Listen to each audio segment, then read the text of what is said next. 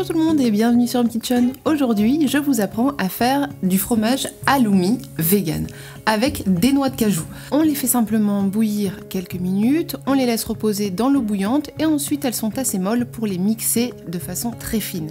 On ajoute l'eau, le jus de citron, un petit peu d'huile, ici de l'huile d'olive, du sel, de la levure de bière, de la fécule, ici de la fécule de maïs, mais ça peut être autre chose, et on fait réchauffer le mélange à la casserole.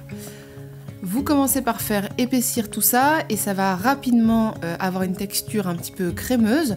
Donc on transfère ensuite dans un récipient chemisé de cellophane, et on va placer tout ça au frigo pendant minimum 1 heure. On lisse un petit peu la surface à la spatule. Le 1 heure, c'est vraiment le minimum. Vous pouvez l'oublier jusqu'au lendemain si vous voulez quelque chose de très ferme. Mais à partir d'1 heure, ça peut se poêler.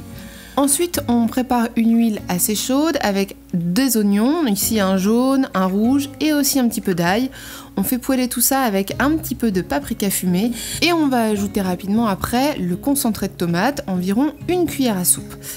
Vous remuez cette pâte dans le mélange huile d'olive, oignon à feu assez fort et ensuite on peut ajouter les herbes aromatiques. Ici j'ai été prendre du thym frais parce que ça fait vraiment la différence et un petit peu d'origan.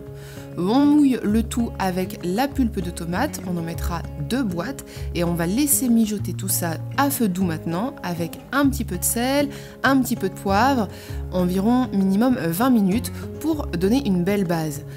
Ensuite, on ajoute la verdure, ici des feuilles d'épinards fraîches, et on laisse tomber. Puis, moi, je vais mettre mes haricots blancs géants pour faire un plat un peu façon à la grecque gigantes plaki. Ce plat se termine au four, donc je transfère dans un plat et je vais pousser la cuisson encore environ 20 à 30 minutes pour avoir un résultat un petit peu confit de vraiment sauce tomate bien réduite. Ensuite, on peut s'attaquer à notre fromage halloumi, donc moi j'ai vraiment attendu le minimum de temps, donc il est encore crémeux, mais vous allez voir que quand il se poêle, il se tient parfaitement.